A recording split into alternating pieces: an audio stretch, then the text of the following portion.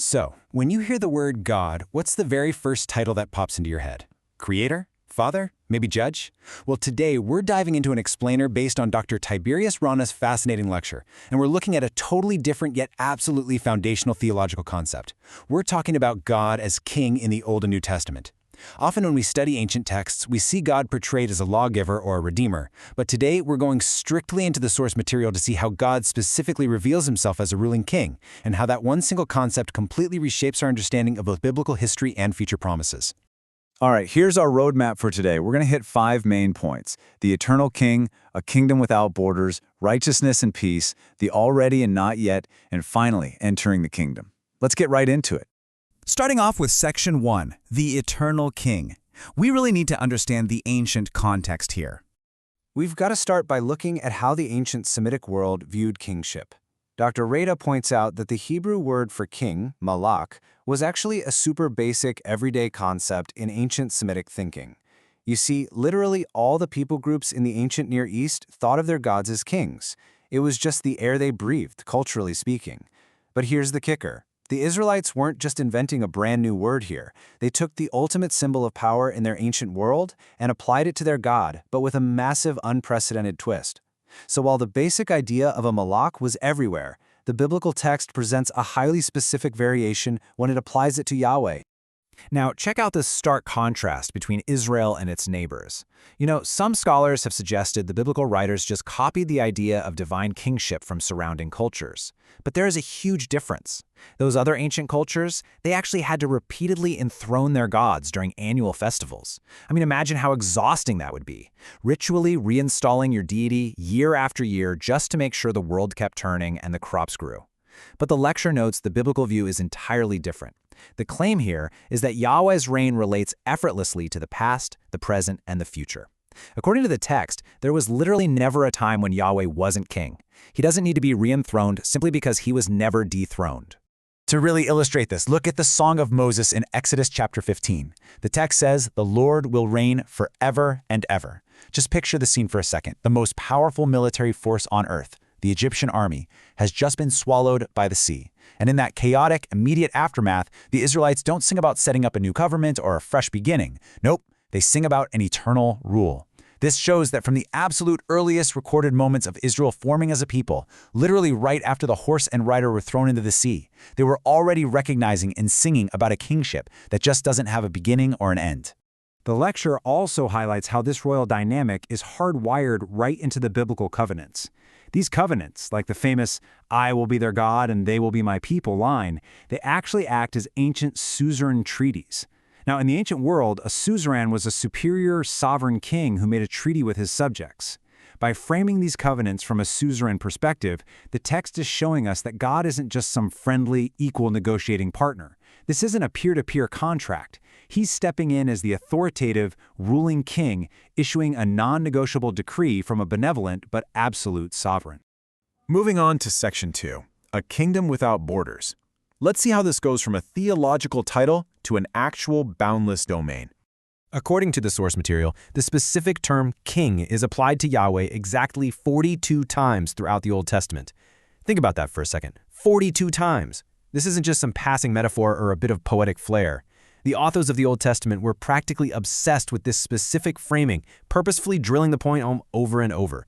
It's a deeply entrenched theme describing his sovereign acts on behalf of his people. And, well, if there's a king, it naturally follows that there's got to be a kingdom, right?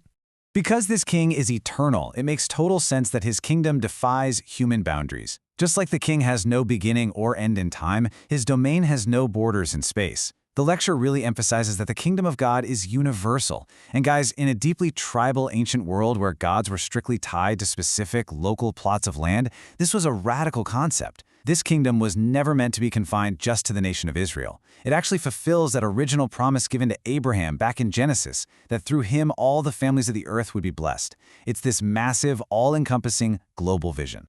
All right, Section 3, righteousness and peace. Let's look at the actual traits of this kingdom. If this universal kingdom exists, Dr. Rata outlines 2 defining characteristics that completely separate it from human empires: righteousness and peace. So, to achieve righteousness, the source explains a process called sanctification. When someone enters his kingdom, they're cleansed from impurities. Ezekiel actually talks about being given a new heart of flesh to replace a heart of stone, and receiving the Holy Spirit. I mean, let's just dwell on that metaphor for a moment. A heart of stone to a heart of flesh. This kingdom doesn't just demand behavioral modifications or new rules, it literally requires a completely new internal operating system for its citizens. The ultimate goal is profound transformation, turning a corrupt people into a faithful, holy city of righteousness. Alongside righteousness, there's this incredible promise of perfect, unbroken peace. Now, the source points out that we obviously haven't seen this fully realized yet in human history. Eschatological passages, which basically means texts concerning the end times, describe a future of miraculous peace. We're talking about weapons of death, literal military hardware like swords and spears being melted down and repurposed into farming tools, plowshares and pruning hooks. It is such a striking, poetic image. And it even extends to the animal kingdom. The text describes a miraculous state where the wolf lives with the lamb and the natural world thrives with mountains dripping with new wine. It's a breathtaking vision of a fully restored paradise. Which brings us to section 4, the already and not yet. This explores a fascinating theological paradox regarding the actual timeline of this kingdom. When we shift gears into the New Testament, the source notes this massive clash between human expectation and reality. First-century Israelites were totally expecting a literal military commander-in-chief. Imagine waiting for a rugged, sword-wielding general to ride in on a war horse and just physically crush the Roman Empire. But instead, you get a carpenter who rides in on a donkey, goes around giving sight to the blind, and tells you to love your enemies. Talk about a massive, expectation-shattering plot twist in history. Jesus brought an entirely different reality. He demonstrated his kingship through inward transformation and physical healing, the lame walking, lepers being cured, the dead being raised, rather than through military conquest. And this creates an incredible theological tension, a kingdom that is simultaneously already here, but not yet fulfilled. This eschatological timeline is just fascinating. On one hand, the text says the kingdom is actively present right now. It is within you, evidenced by those miraculous healings and believers receiving the Holy Spirit today. It has been inaugurated. But on the flip side, we are still waiting on the ultimate grand finale. We're awaiting the future return of that paradise-like age we talked about, a time of universal global peace where nations don't even train for war anymore, and that great future marriage feast of the Lamb mentioned in Revelation. So it's this profound paradox of a kingdom that is already inaugurated but not yet fully consummated. Finally, we reach section 5, entering the kingdom. Let's talk about the personal application here. So this explainer addresses how the source material concludes on the specific requirements for actually getting into this kingdom. Dr. Rata's lecture is crystal clear here. This isn't some sort of universalism where everybody automatically gets a free pass. The kingdom is universally offered since it has no borders, but it is exclusively entered. The text explicitly states that not everyone who simply says, "Lord, Lord," is going to enter.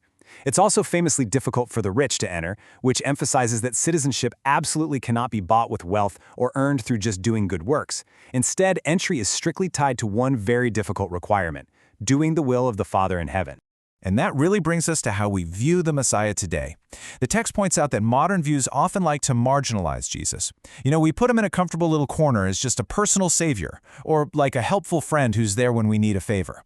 Human nature loves doing this, right? We want all the benefits and the security of a savior without any of the obedience and sacrifice required by a king. But the biblical framework insists that this is a totally incomplete, fractured picture. Jesus is the Lord. He is the Savior, but crucially, He is also the King. You simply cannot separate His saving grace from His sovereign rule. They are a package deal. And this leads us directly to the ultimate provocative question the text poses to its readers. You can't just acknowledge this eternal, borderless kingdom as some neat historical or theological curiosity. The lecture demands a personal response. Knowing that this eternal, universal kingdom requires absolute obedience, are you going to submit under his authority?